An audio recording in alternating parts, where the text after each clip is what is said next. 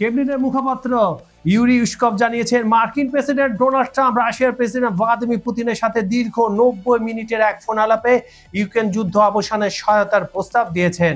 আঙ্কারায় অনুষ্ঠিত আগামী সপ্তাহে ন্যাটো সম্মেলনের প্রাক্কালে শনিবার এই ফোন আলাপ অনুষ্ঠিত হয়।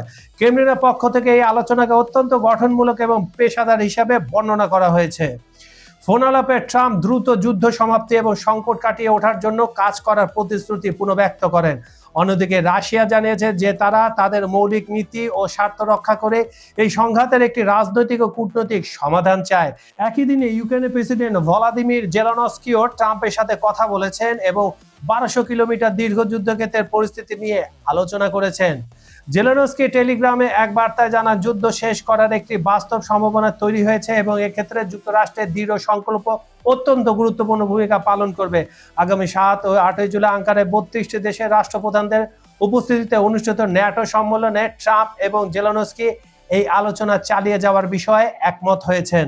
বর্তমানে ড্রোন প্রযুক্তির ব্যাপক ব্যবহারের কারণে যুদ্ধক্ষেত্রে ভারী যানবাহনের চলাচল সীমিত হয়ে পড়েছে, ফলে দুই পক্ষের কেউই সাম্প্রতিক সময়ে বড় কোনো অগ্রগতি অর্জন করতে পারেনি। তবে ক্রেমলিনের দাবি রুশ বাহিনী বেশ কিছু এলাকা মুক্ত করে সামনের দিকে অগ্রসর হচ্ছে। সম্প্রতি কৌশলগতভাবে গুরুত্বপূর্ণ দনেস্কের কোস্তিয়ানাতিভিকা শহর দখলের দাবি করেছে রাশিয়া, যদিও ইউক্রেন তা জোরালোভাবে প্রত্যাখ্যান করেছে। উশকভ অভিযোগ করেছেন যে ইউক্রেন এবং তার ইউরোপীয় বন্ধুরা দূরপাল্লার হামলা চালিয়ে রাশিয়ার তেল শিল্প ও বেসামরিক অবকাঠামোকে লক্ষ্যবস্তু করছে, যার ফলে রাশিয়ার বেশ কিছু অঞ্চলে জ্বালানি সংকট দেখা দিয়েছে। এই পরিস্থিতিকে ক্রেমলিন সংঘাতের বিস্তার এবং বেসামরিক নাগরিকদের উপর সন্ত্রাস হিসেবে আখ্যায়িত করেছে।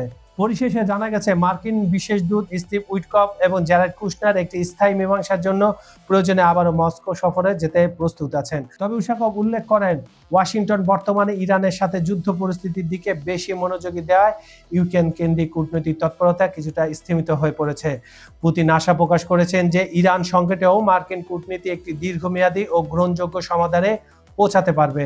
কাজল হায়দার, খবর সংযোগ।